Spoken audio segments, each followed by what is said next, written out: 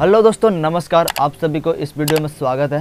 हम लोग सेल के सीरीज में सेल के सारे कोशिकाओं के बारे में पढ़ चुके हैं। आज हम लोग देखेंगे सेल से रिलेटेड PYQ जो रेलवे एग्ज़ाम और SSC एग्ज़ाम में काफ़ी ज़्यादा मायने रखता है। ये सारे क्वेश्चन 50 क्वेश्चन है। यदि इसमें से कर लिया जाए तो कोशिका का कोई भी क्वेश्चन ऐसा नहीं होगा जो छूट सकता है। तो हम लोग ऐसा कर सकते हैं। तो पहला क्वेश्चन में लिखा गया है, कोशिका को सर्वप्रथम किसने खोजा था? तो ये तो सबसे आसान क्वेश्चन है। रॉबर्ट हुक ने कब खोज किया था? 1665 ईस्वी में। ये मृत कोशिका के खोज किए थे। दूसरा क्वेश्चन में लिखा गया है, कोशिका का मौलिक संगठन किसने प्रतिपादित किया? मतलब कि कोशिका का सिद्धांत किसने दिया कि ये जो एक कोशिका है वो सारे कोशिकाएं एक कोशिका से टूट टूट करके बनते हैं। तो ये दिए थे स्लाइडन एंड स्वान ने। कब दिए थे? 1669 ईस्वी में। इन्होंने बताया था कि कोशिका के सिद्धांत के बारे में कि कोशिका किस प्रकार से काम करता है। एक कोशिका से टूट टूट कर कोशिका विभाजन करते जाते हैं और ये एक जीव का निर्माण करते हैं। उसके बाद है तीसरा क्वेश्चन, कोशिका के अंदर उपस्थित द्रव को क्या कहा जाता है? देखिए, दो तरह के द्रव होते हैं। एक होता है साइटोप्लाज्म। साइटोप्लाज्म किसको कहते हैं? इसके अंदर जो द्रव रहते हैं इसको बोलते हैं साइटोप्लाज्म। बट जब केंद्रक के अंदर भी द्रव रह जाए और कोशिका के अंदर भी द्रव मिल जाए, तब ये दोनों द्रव मिल करके क्या कहलाता है? प्रोटोप्लाज्म कहलाता है। इसीलिए कोशिका के अंदर बोल रहा है, मतलब कि ये वाला द्रव भी और इसके अंदर द्रव वो भी, दोनों को मिलाएंगे तो प्रोटोप्लाज्म कहलाएगा। इसीलिए कोशिका का अंदर ऑप्शन नंबर बी सही होगा। सबसे छोटा कोशिका किसकी होती है? सबसे छोटा कोशिका किसकी होती है? तो माइकोप्लाज्मा। ये तो याद रख करने वाली है, क्योंकि बैक्टीरिया, वायरस और मानव में तो सबसे बड़ी होगी। बैक्टीरिया में बहुकोशिकीय जीव हैं ये दोनों, लेकिन माइकोप्लाज्मा एक कोशिकीय जीव है, इसीलिए इसमें सबसे छोटा कोशिका होगी। उसके बाद है आगे, निम्नलिखित में से कौन सी प्रोकैरियोटिक कोशिका है? प्रोकैरियोटिक कोशिकाएं, मानव कोशिका, ये तो यूकैरियोटिक कोशिकाएं हैं, हम लोग का कोशिकाएं। जिनमें प्रोकैरियोटिक कोशिकाएं कौन होते हैं?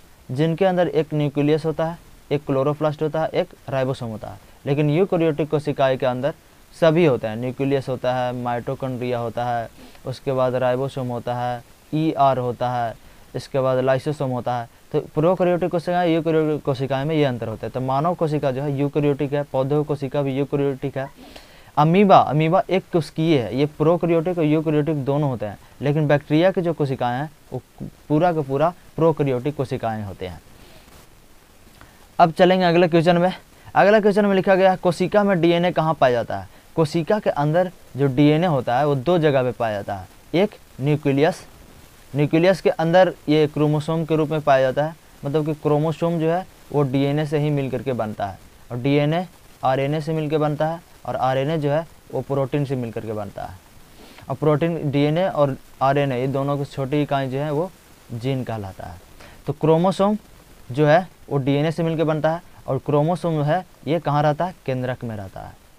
तो हम कह सकते हैं कि जो कोशिका के अंदर DNA रहता है वो केंद्रक के अंदर रहता है, लेकिन माइटोकॉन्ड्रिया में भी रहता है, लेकिन उसका अपना DNA रहता है। वो सिर्फ कोशिका के ज़्यादा काम में नहीं आता है, वो अपने आप के लिए यूज करता है। ऑप्शन नंबर बी सही होगा।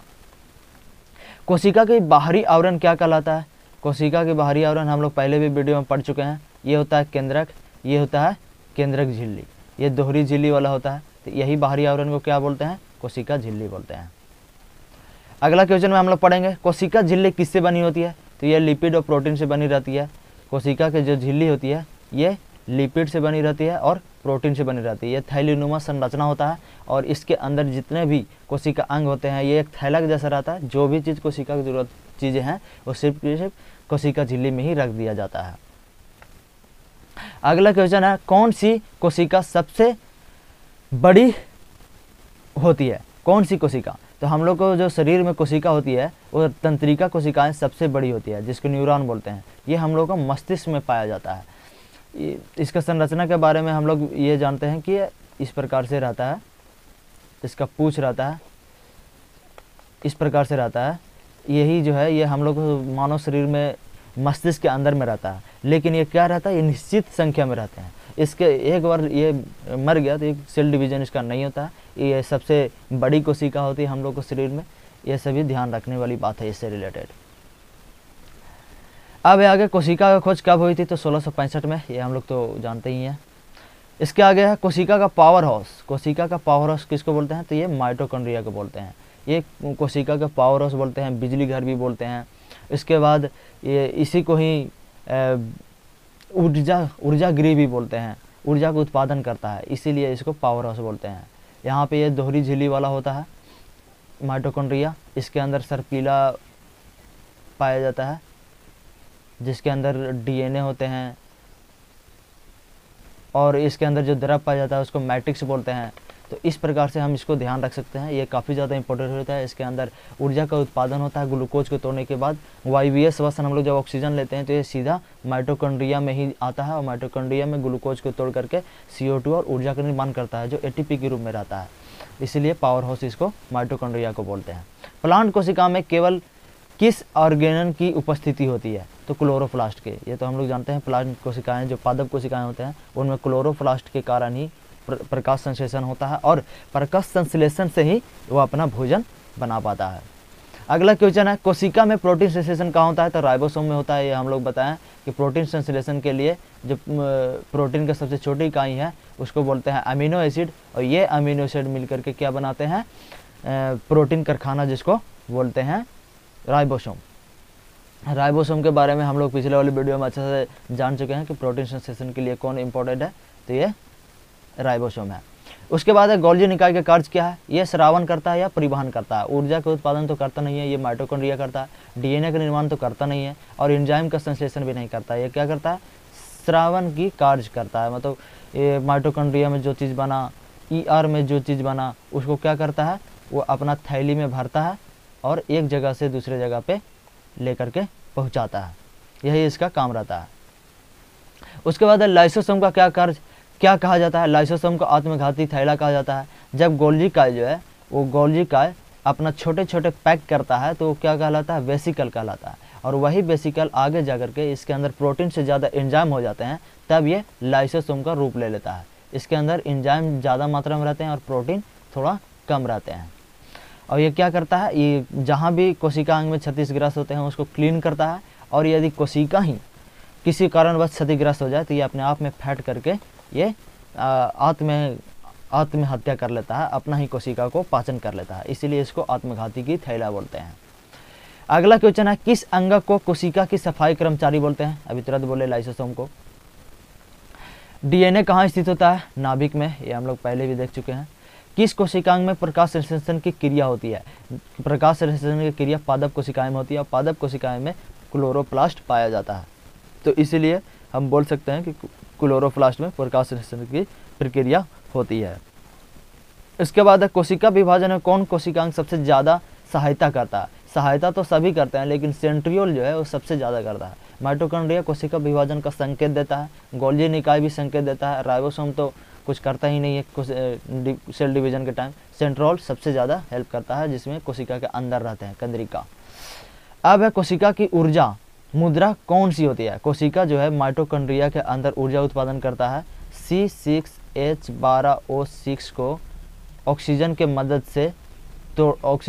से तोड़ता है और यहाँ पे ऊर्जा बनाता है। ये किस रूप में बनाता है, ATP के रूप में बनाता है। इसी को पूछा है कि ऊर्जा मुद्रा क्या है, तो ATP है, एडेनोसिन ट्राइफॉस्फेट जिसको बोलते हैं। अब बोलेंगे पौधा की कोशिका में कौन सी ऑर्गन अनुपस्थित रहता है, अनुपस्थित मतलब कि उपस्थित नहीं रहता है, वो है सेंट्रियोल। अब जानेंगे कोशिका झिल्ली की खोज किसने की थी, तो ये क्रूस ने किया था। नगेली और क्रूस, ये याद करने वाली बात है। रॉबर्ट हुक तो कोशिका की खोज की थी। स्लाइडन कोशिका सिद्धांत की खोज की थी। बिरचो भी कोशिका सिद्धांत से ही रिलेटेड कोशिका विभाजन का सिद्धांत दिए थे इन्होंने। अगला क्वेश्चन है कोशिका सिद्धांत किसने प्रतिपादित किया, तो स्लाइडन स्वान ने, ये तो हम लोग जानते ही हैं। अगला है पौधा की कोशिका की बाहरी परत क्या है, पादप कोशिकाएं होती है, एक होती है पादप कोशिकाएं, एक होती है जंतु कोशिकाएं। तो जो पादप कोशिकाएं होती है वो कोशिका भीति रखती है, मतलब कि कोशिका झिल्ली ही रहता है लेकिन इसमें लेयर ज़्यादा होने के कारण मजबूती ज़्यादा बन जाता है, तो इसको कोशिका भीति बोल देते हैं, सेल वाल बोल देते हैं। लेकिन जंतु कोशिका में कोशिका झिल्ली ही रहता है, क्योंकि इसके ऊपर एक ही लेयर होता है, झिल्लीनुमा रहता है और ये दीवार के जैसा बन जाता है। तो इसीलिए ये कहाँ पादप कोशिकाएं में क्या पाए जाते हैं, कोशिका भीति पाए जाते हैं। कोशिका भित्ति किस पदार्थ से बनी होती है? तो ये कोशिका भित्ति जो है वो सेल्यूलोज से बनी रहती है। ये याद करने वाली बातें हैं। कोशिका में जल का भंडारण कौन करता है? कोशिका के अंदर रिक्तियां भंडारण करता है। पादप कोशिकाएं में जो रिक्तियां हैं वो बड़ा होता है क्योंकि उसमें जल की मात्रा ज़्यादा चाहिए, और जो जंतु कोशिकाएं हैं उनमें रिक्तियां जो है वो छोटे छोटे होते हैं क्योंकि इनमें जल की मात्रा थोड़ा कम चाहिए इसलिए। अब है कोशिका में अनुवांशिक पदार्थ कौन है? तो डीएनए और आरएनए है। हम तो पहले ही जानते हैं कि डीएनए और आरएनए कहाँ रहते हैं? नाभि के अंदर रहते हैं। यहाँ पे एक क्रोमोसोम के रूप में रहते हैं और क्रोमोसोम 46 हम लोग को शरीर में होता है, और यही डीएनए और आरएनए आनुवंशिक पदार्थ होते हैं जो पिता के लक्षणों को अपने पीढ़ी दर पीढ़ी बच्चों तक भेजते जाते हैं। अगला क्वेश्चन है, कोशिका का सबसे महत्वपूर्ण कार्य क्या है? तो विभाजन और वृद्धि करना। महत्वपूर्ण कार्य कोशिका के यही है कि विभाजन करता है। पूरा का पूरा जितने भी कोशिकांग है, माइटोकॉन्ड्रिया, लाइसोसोम, सब के सब हेल्प इसी चीज़ में करते हैं कि विभाजन कैसे होगा, उसमें कितना ऊर्जा लगेगा और उसको वृद्धि करने में कितना ऊर्जा लगेगा, यही काम करते हैं सभी के सभी। अब है मानव शरीर की सबसे बड़ी कोशिका कौन होती है? तो अंडाणु होती है। मानव शरीर की सबसे बड़ी कोशिका अंडाणु होती है और सबसे छोटी कोशिका शुक्राणु होती है। ये शुक्राणु होती है।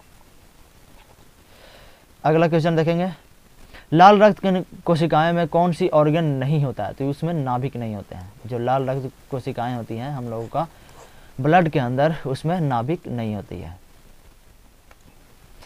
कोशिका विभाजन कितने प्रकार से होती है? तो वो 3 प्रकार से होती है। कौन कौन? असूत्री, दूसरा है समसूत्री और तीसरा क्या है? अर्धसूत्री। इस तीनों के बारे में हम लोग अच्छे से वीडियो में जाने हैं कि किस प्रकार से ये करता है। असूत्री सबसे आसान होता है, समसूत्री मानव शरीर में होता है और अर्धसूत्री जो है जनन कोशिकाएं के अंदर होता है। इसके बारे में हम पिछले वाली वीडियो में बता चुके हैं, यदि आप नए हैं तो उस पर जाकर के देख सकते हैं। माइटोसिस विभाजन कितने संतति कोशिकाएं बनाती हैं? तो इसमें 2 बनाती है। माइटोसिस मतलब कि समसूत्री समसूत्री में जो कोशिका विभाजन होता है उसमें 2 कोशिकाएं बनते हैं विभाजन होकर के। डीएनए का पूरा नाम क्या है? डीऑक्सी न्यूक्लिक अम्ल, डीएनए। इसमें डीऑक्सी राइबोज न्यूक्लिक अम्ल होता है और आरएनए जो है वो क्या होता है? राइबोज न्यूक्लिक अम्ल होता है। डीएनए की संरचना को पहली बार किसने बताया था? तो ये वाटसन और ग्रीक ने संरचना को बताया था कि यह दोहरी गुही वाला एक सर्पिला पदार्थ है जो कोशिका के अंदर पाया जाता है। उसके बाद है कोशिका में अनुवांशिक गुणों को वह कौन करता है? तो गुणसूत्र करता है। देखिए क्रोमोसोम को ही गुणसूत्र बोलते हैं हिंदी में, और यह गुणसूत्र जो है किससे बना रहता है? डीएनए से बना रहता है। तो आनुवंशिक गुण को कौन वाह करता है? डीएनए करता है। तो डीएनए किस में रहता है? गुणसूत्र में। तो ऑप्शन यहाँ डीएनए नहीं है तो गुणसूत्र ऑप्शन सही होगा। मनुष्य में कितने गुणसूत्र होते हैं? 46 होते हैं, ये आपको याद रखना होगा। 23 जोड़ा। कोशिका में आरएनए कहाँ पाया जाता है? तो राइबोसोम में पाया जाता है। कोशिका के अंदर जो है वो प्रोटीन फैक्ट्री जो होता है वहाँ पे राइबोसोम के अंदर होता है और उसमें प्रोटीन बनाने में आरएनए सबसे ज़्यादा हेल्प करता है। तो इसीलिए जो आरएनए सबसे ज़्यादा कहाँ मौजूद रहते हैं? तो राइबोसोम के अंदर मौजूद रहते हैं। अगला क्वेश्चन है, डीएनए की खोज किसने किया था? तो फ्रीडर मिशर ने किया था 1869 ईस्वी में। इसको याद रख करने वाली बात है। उसके बाद डीएनए का कार्य क्या होता है? तो आनुवांशिक जानकारियों को संग्रह करना और स्थानांतरित करना। ये हम लोग वीडियो में बहुत अच्छे से पढ़े हैं। यदि आपको नहीं पता है तो वीडियो जाकर के देखिए, पूरा का पूरा सेल सीरीज बनाया हुआ, उसमें सब जितने भी यहाँ पे हम क्वेश्चन बना रहे हैं वहाँ पे सभी बताए गए हैं। लिंग निर्धारण किस पर निर्भर करता है? तो एक्स और वाई पर। यदि सेल डिवीजन टाइम पुरुष मेल की तरफ से एक्स आ जाए और फीमेल की तरफ से भी एक्स आ जाए तो वहाँ पे लिंग क्या होगा? ये स्त्रीलिंग कहलाएगा। और यदि मेल की तरफ से वाई आ जाए और फीमेल की तरफ से एक्स आ जाए तो ये लिंग क्या होगा? पुरुष का होगा। ये निर्धारण कौन करता है? एक्स और वाई निर्धारण करता है। किस प्रकार की कोशिकाएं विभाजन नहीं करती है? तंत्रिका कोशिका, अभी हम इसके बारे में जाने। ये मस्तिष्क के अंदर में पाया जाता है हम लोग का, इसीलिए मस्तिष्क को हमेशा सेफ्टी के रूप में रखा जाता है किसी भी टाइम पे भी। अभी हम लोग को हेलमेट पहनना हो, कहीं भी जाना हो, सेफ्टी बेल्ट लगाना हो, तो ये सभी चीज़ें मस्तिष्क को बताने के लिए ही किया जाता है। अगला क्वेश्चन है, कोशिका में ग्लूकोज का विघटन कहाँ होता है? तो माइटोकॉन्ड्रिया में। माइटोकॉन्ड्रिया के अंदर ही क्रिप्स साइकिल होता है जिससे ग्लूकोज को विघटन करके ऊर्जा उत्पन्न करता है जो एटीपी के रूप में उत्पन्न करता है। ओके, आगे देखेंगे। कोशिका झिल्ली की मोटाई कितना होता है? तो 7 नैनोमीटर। ये याद करने वाली बातें हैं। अगला क्वेश्चन है, किस कोशिकाओं को ट्रांसपोर्ट सिस्टम कहा जाता है? तो एंडोप्लाज्मिक रेडिकुलम जो होता है वो ट्रांसपोर्ट सिस्टम होता है, क्योंकि ये कोशिका के केंद्रक से कोशिका के झिल्ली तक फैला रहता है। यहाँ से इस टाइप से ये फैला रहता है, एक दूसरे से कनेक्टेड रहता है, ये यहाँ तक कनेक्टेड रहता है। यहाँ पे छोटे छोटे राइबोसोम रहते हैं तो उसको RER कहते हैं, राइबोसोम लग गया तो, और जिसके ऊपर राइबोसोम नहीं लगा है उसको SER बोलते हैं, स्मूथ एंडोप्लाज्मिक रेडिकुलम। ये 2 प्रकार का होता है और ये क्या करता है, ये ट्रांसपोर्ट सिस्टम के रूप में काम करता है। यहाँ से जो भी चीज़ें हैं ये सीधे भेजता है कहाँ तक, केंद्रक के अंदर तक।